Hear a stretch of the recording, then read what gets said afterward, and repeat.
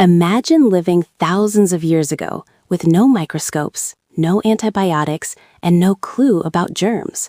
How do you protect your community from a deadly plague?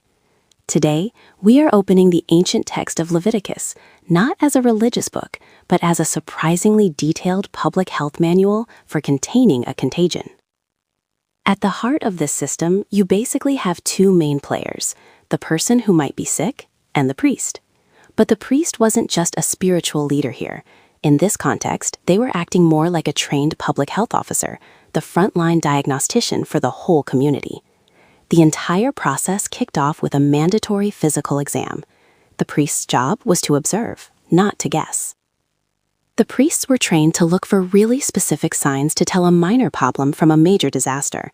If an infection seemed deeper than the skin, caused hair to turn white, or was actively spreading, those were major red flags. If it was just a surface scar, it was harmless. This wasn't guesswork. It was an ancient diagnostic algorithm. They checked the depth, the hair color, and the size. It was a methodical, evidence-based approach to ensure absolute consistency. But what happened if the diagnosis wasn't immediately obvious? The system had a clear protocol built around quarantine. For tricky cases, the system prescribed patience and more data. The person was put in quarantine for 7 days. After a week, the priest checked them again. If it was still unclear, they ordered another 7 days. This wait-and-see approach stopped misdiagnosis while keeping the community safe. If all the signs pointed to a serious contagious disease, the priest pronounced the person ceremonially unclean. This wasn't just a medical term, it was a severe social verdict. It meant immediate, total separation from everyone else. For the good of the community, that person had to be removed from the main camp to stop the spread. The rules for someone declared unclean were stark and public. They had to tear their clothes and let their hair go unkempt as visual signals. Critically, they had to cover their mouth, acting as an ancient form of masking. And maybe most striking of all, if anyone came near them, they were legally required to shout, "Unclean, unclean." It was an audible warning, a verbal barrier to enforce absolute separation. This system of containment didn't stop with people. The code recognized that contagion could cling to items and surfaces. The text describes how greenish or reddish spots of mildew on cloth or leather were treated with the same seriousness as a skin disease. The procedure totally mirrored the one for people.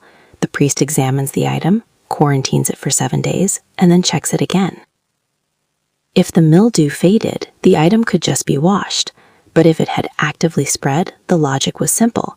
You have to identify a contaminant and neutralize it. The item was considered a serious threat and had to be completely destroyed by fire. No chances were taken. The threat had to be permanently eradicated from the camp. This brings us to the core concept holding this entire chapter together. To be declared unclean was to be put into a state of ritual separation. It was a formal status that was way more than just being sick. It was a declaration that for the good of the entire community, both for its physical health and its social order, that person or object had to be completely removed. Leviticus 13 gives us an incredible blueprint for a pre-scientific system of disease control. It leaves us with two important questions to think about today. From our debates about masking to rules about vaccines, what do our own modern rules for health and hygiene say about what we truly value as a society? And how do we balance the preservation of the community with compassion for the isolated individual? Take a moment, breathe, and let them sink in.